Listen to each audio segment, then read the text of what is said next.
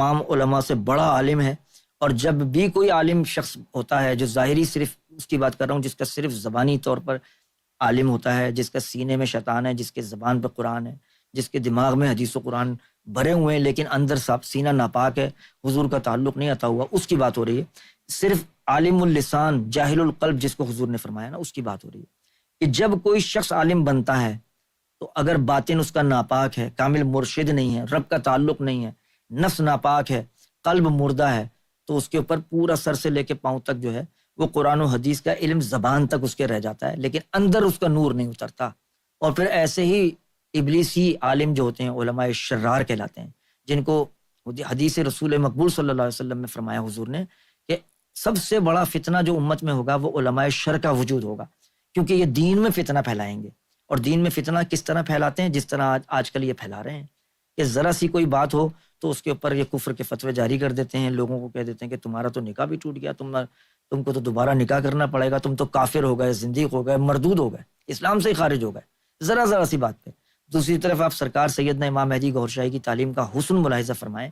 کہ کیسا ہی گناہ گار شقی القلب آپ کی بارگاہ میں آ جائے تو آپ اس کو حوصلہ عطا کرتے ہیں کہ یار اللہ غفور الرحیم ہے، تو کتنا بڑا گناہ گار ہو جائے گا، کتنا گناہ کر لے، آسمانوں تک تیرے گناہ چلے جائیں، اللہ تعالیٰ کی ذات مسکرا کے کہتے جا میں نے معاف کیا تو تیرے سارے گناہ ختم ہو گئے۔ یہ ہے سرکار گوھر شاہی کی عطا کہ آپ حوصلہ افزائی فرماتے ہوئے ایک گناہ گار کو بھی دھتکارتے نہیں ہیں بلکہ نوازنے کا راستہ عطا کرتے ہیں کہ تو یہ ذکر حاصل کر۔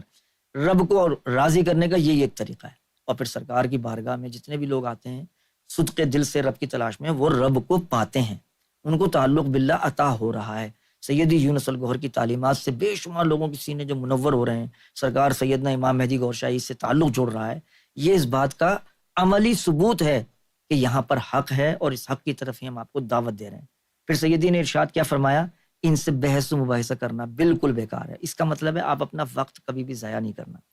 مجھے کچھ علماء نے رابطہ کیا، ہمارے اور بھی ساتھیوں سے رابطہ کرتے تھے علماء کہ بھئی میٹنگ ہے آپ آ جائیں اور اس میں بات چیت کرنی ہے۔ سرکار کی بارگاہ میں عرض کیا کہ سرکار یہ کچھ علماء بلا رہے ہیں میٹنگ کے لیے، تو سرکار نے کیا ارشاد فرمایا؟ سرکار نے فرمایا کہ وقت ضائع کرو گے، وہ تم کو الجھائیں گے، کیونکہ ان کے پاس ظاہری علم ہے، وہ الفاظوں کو پکڑ کے کھیلیں گے، لہٰذا ان سے الجھنا مت، ہوشیار رہنا۔ اور فرمایا کہ صرف اور صرف چاند کی تصویر ایک ایسی چیز ہے، باقی چھوڑو کرامتیں، باقی کرشمہ قدرت بھی بے شمار چیزیں ہیں، لیکن ایک چاند کی تصویر ایسی دلیل ہے کہ اگر یہ سامنے رکھو تو اس کا کوئی جواب نہیں دے سکتا۔ وہ اعتراض کرتے ہیں کہ بھئی حضور کی تصویر نہیں آئی تو ان کی تصویر کیسے آتی ہے؟ یہ پرانی بات کر رہا ہوں۔ تو سرکار گوھر شاہی نے فرمایا کہ یہ جو چاند کی نشانی ہے اللہ کی طرف سے، صرف ایک ایسی نشانی اگر سامنے رکھ دو تو اگر کوئی شخص تم سے بحث مباحثہ کرے، پھر سرکار نے یہ نصیحت بھی فرمائی کہ اگر تم مشن کے لیے کہیں جاؤ اور وہاں پر تم کو کوئی ایسا شخص ہو سکتا ہے ابلیس شیطان کسی کے اندر اتر جائے اور شیطان کسی کے دماغ میں بیٹھا ہو اور تمہارے پاس صرف 2 گھنٹے مشن کے لیے ہیں، تم لوگوں کو مشن بتانے کے لیے نکلے ہو گھر سے،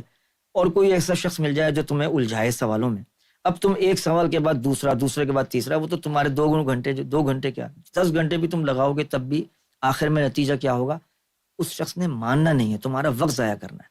تو سرکار نے نصیحت فرمائی کہ جب مشن کے لیے کوئی نکلے تو یہ چیزیں رب کی نشانیاں رب کی طرف سے ظاہر ہوئی ہیں نا، صرف یہ تصویریں سامنے کر دیں، نشانیاں۔ اگر کوئی مومن روح ہوگی کسی بھی مذہب میں کیوں نہ ہو، سرکار نے فرمایا اس کو وہ نشانی نظر آئے گی، اس کو کہو کہ یہ رب کی طرف سے ہے، تصدیق دیکھ لو اس کو، پہلے یہ تصویر تمہیں نظر آئے گی، تم اقرار کرو گے مانتا ہوں، تو آگے دوسرا سوال ہوگا۔ اگر وہ اسی بات کا انکار کر دے کہ بھئی میں نہیں مانتا یہ تصویر، حالانکہ تصویر ہر اس آنکھ کو نظر آتی ہے چاند میں جس کو چاند نظر آ رہا ہے۔ سرکار گوھر شاہی نے فرمایا اگر چاند تجھے آنکھوں سے نظر آ رہا ہے تو پھر تصویر بھی نظر آئے گی، کیونکہ واضح ہے۔ لہٰذا اگر کوئی جان بوجھ کر دیکھ بھی رہا ہے اور پھر بھی منع کر رہا ہے کہ میں تصویر کو نہیں مانتا، اس کا مطلب ہے آپ اپنا وقت ضائع نہ کریں، آپ کہیں کہ ٹھیک ہے پھر تمہاری قسمت، اور وہ مزید سوال کرے کہ مجھے اس سوال کا بھی جواب دو، کہ کوئی سوال کرنے اور جواب دینے کی پھر ضرورت نہیں ہے۔ آپ کہیں کہ بھئی آپ کو جب یہ تصویر ہی نظر نہیں آ رہی رب کی نشانی، تو یہیں پر بات ختم کر کے آپ اپنا وقت ضائع نہ کریں اور دوسروں کو مشن بتائیں۔ تو یہ سرکار نے ہم کو طریقہ نصیحت بتائی ہے۔ دوسرا یہ کہ یہاں پر نمائندہ گوھر شاہی سیدی یونس الگوھر کی ذات جلوہ افروز ہے، ان سے بڑا رہنما، ان سے بڑا سمجھانے والا، ان سے بڑا عطا کرنے والا کائنات میں تو کوئی شخص نہیں ہے، کیونکہ واحد ایک ذات ہوتی ہے جس کو رب ڈیوٹی پر بٹھاتا ہے۔ نمائندہ گوھر شاہی سیدی یونس الگوھر من جانب امام مہدی سرکار گوھر شاہی اس ڈیوٹی پر فائز ہیں، اور ان کی نظروں سے، ان کے سینے سے، ان کی تعلیم سے، ان کے بیان سے لوگوں کو فیض ہو رہا ہے۔ وہ جو تعلیمات بیان فرماتے ہیں وہ صرف الفاظ نہیں ہوتے، جس طرح میں ابھی بیان کر رہا ہوں، یہ صرف الفاظ ہیں، میں ان کو دہرانے کی سعادت حاصل کر رہا ہوں۔ جیسے قرآن کو آپ پڑھ رہے ہیں تو وہ تلاوت ہو رہی ہے، سعادت حاصل کر رہے ہیں، لیکن وہ جو فیض ہے، وہ جو نور ہے، وہ اس ذات کی کلام میں ہے، ان کی طرف سے جب وہ عطا کرتے ہیں۔ اسی طرح وہ ذات موجود ہے، تو مجھے اور آپ کو کسی کو سمجھانے کی ضرورت نہیں ہے، بلکہ آپ صرف اور صرف ایک کام کریں، اور وہ آسان ترین کام کیا ہے کہ آپ لوگوں کی رہنمائی کریں الرا ٹی وی کی طرف، کہ یہ الرا ٹی وی چینل ہے سوشل میڈیا پر، یہاں پر وہ ذات جلوہ افروز ہے، میسر ہے ان کی صحبت، آپ ان سے براہ راست بھی سوال ان کو بھیج کے اپنا جواب جو ہے ان کے خطاب میں حاصل کر سکتے ہیں۔ تو اپنا کوئی سوال ہے، کوئی بات پوچھنی ہے، وہ یہاں بھیجیں، اور سید یونس الگوہر اس کا جواب عطا فرمائیں گے۔ اس کی روشنی میں آپ یہ ذکر قلب کی دولت حاصل کر کے اپنے آپ کو مومن بنانے کی طرف آ جائیں۔ آپ کی فلاح اور کامیابی کا ایک ہی راستہ ہے، مشن بیان کرنے کا، عظمت گوھر شاہی بیان کرنے کا۔ اب اس سے آسان طریقہ کوئی اور نہیں ہے کہ آپ لوگوں کی رہنمائی کریں کہ الرا ٹی وی اس چینل پر لوگ آئیں، اور اس وقت آئیں جس وقت سیدی یونس الگوہر کا یہ ٹائم ہے، یہ خاص ٹائم ہے جس میں سیدی یونس الگوہر جلوہ افروز ہوتے ہیں۔ پھر اس کے بعد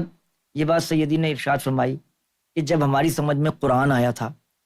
تو ہم تو کھڑے ہو گئے تھے کہ اب تو ہم ایسی کی تیسی کر دیں گے مخالفوں کی۔ پھر مولویوں کے پاس جب جاتے اور یہ باتیں بیان کرتے تو فرمایا کہ پھر انہوں نے کیا اعتراض کیا، انہوں نے کہا جی آپ نے جو اس کا مطلب لیا ہے وہ تو اس کا مفہوم ہی کچھ اور ہے، آپ نے غلط بیان کیا ہے۔ تو معلوم ہوا کہ آپ ان لوگوں کے پاس اگر آپ حقیقت بھی لے کے جائیں گے تب بھی انہوں نے اس کا انکار ہی کرنا ہے، کیونکہ ان کے لیے قرآن میں آ چکا ہے، اللہ کے رسول کو اللہ تبارک و تعالیٰ نے جن الفاظ میں فرمایا تھا نا کہ جن لوگوں کا باطن جو ہے کفر اختیار کر چکا ہے، رب کی طرف سے مہریں لگ چکی ہیں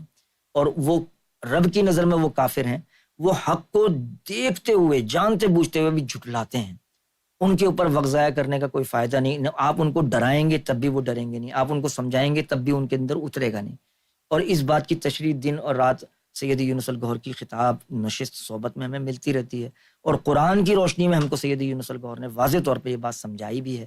کہ جن لوگوں کو رب نے جہنم کے لیے بنایا، قرآن میں اللہ تعالیٰ نے الفاظ میں یہ بات کہی وَلَقَدْ ذَرَأْنَا لِجَهَنَّمَ كَثِيرًا مِنَ الْجِنِّ وَالْإِنسِ، کہ ہم نے کثیر تعداد میں جن و انسان کو جو جہنم کے لیے بنایا ہے۔ ان کی نشانی پھر رب نے بیان کی لَهُمْ قُلُوبٌ لَا يَفْقَهُونَ بِهَا، کہ پھر وہ ایسے لوگ ہیں کہ جن کو قلب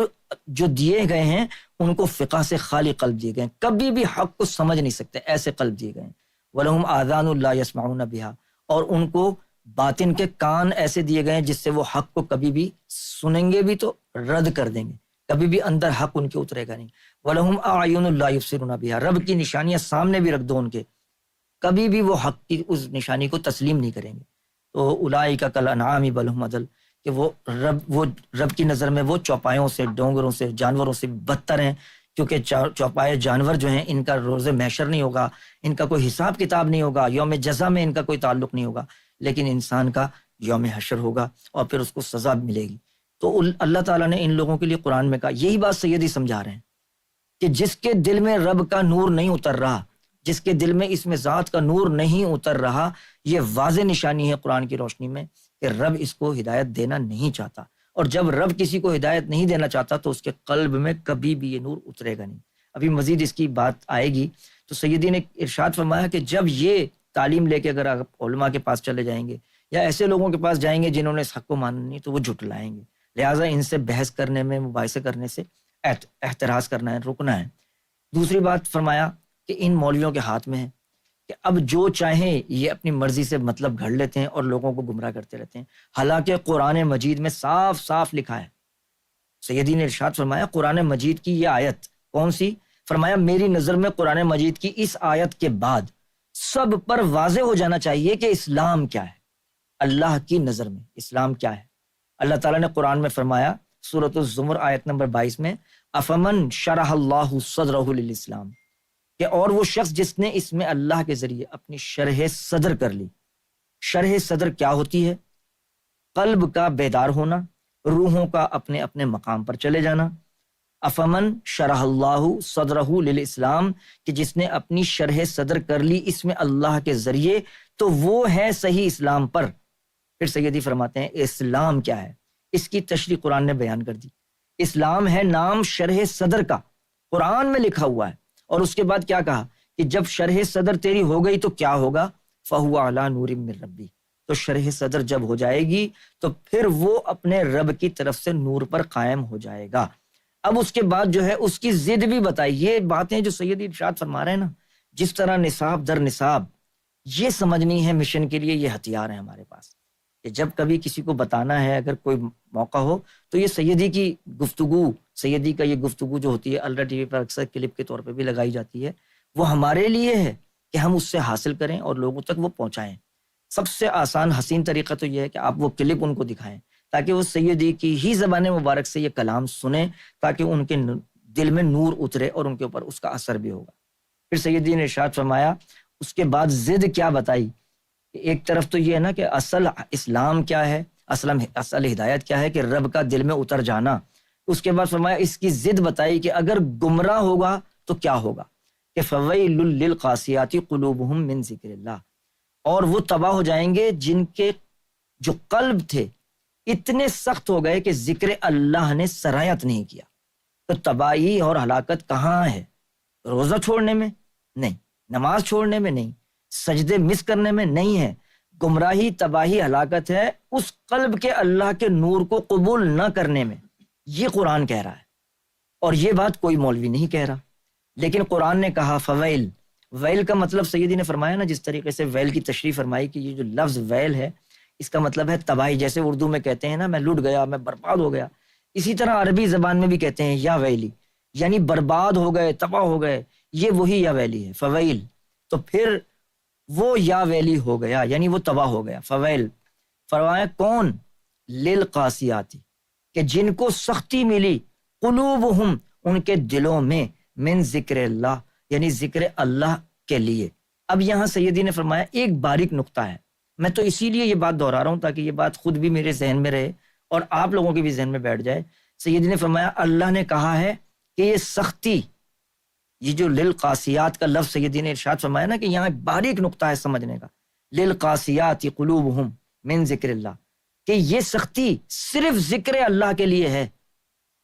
اور ہم کو نام لے کر کچھ لوگوں کو، ہم لوگوں کو کہا کہ آپ لوگ خاص طور پر اس بات کو سمجھیں۔ اب آپ دیکھیں گے کوئی اللہ کے نام پہ لوگوں کو پیسے بانٹ رہا ہے،